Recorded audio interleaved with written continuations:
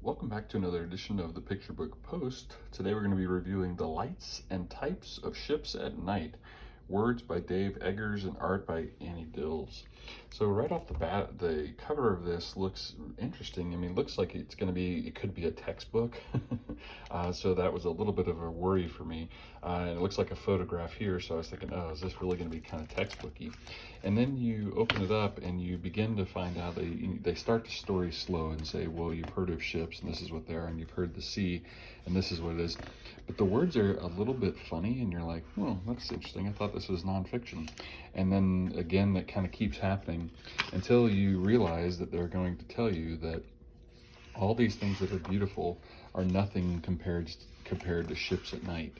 And then what they do is they start showing you these really kind of beautiful paintings of, and they're kind of a digital painting. You can see that it's almost done with a computer, maybe, I'm not sure, but it looks like it. But of different types of ships. And every time they say, okay, this is the most beautiful kind of ship ever. And then they tell you about another ship and say, I'm sorry, this is the most beautiful one. And then they say, well, actually, this is the most beautiful one. And that is the book. They do that again and again and again, right?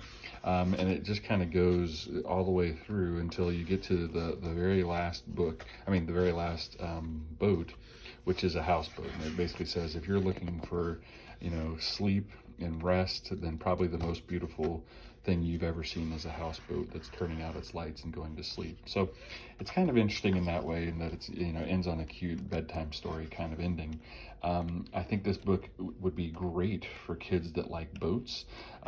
It's kind of a little bit funny in the beginning, but then it just kind of turns into more of a walk through different kinds of boats. But it is an interesting concept. I think for me, there's probably a little bit too many words in the descriptions here, so it kind of slows the book down. And then there are so many kinds of boats that also slows it down a little bit, because you keep thinking, okay, could there be any more? And yes, there is, and then there's lots of words.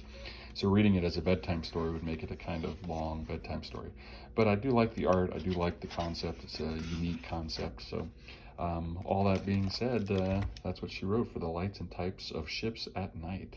Thanks for listening, and we'll talk to you next time.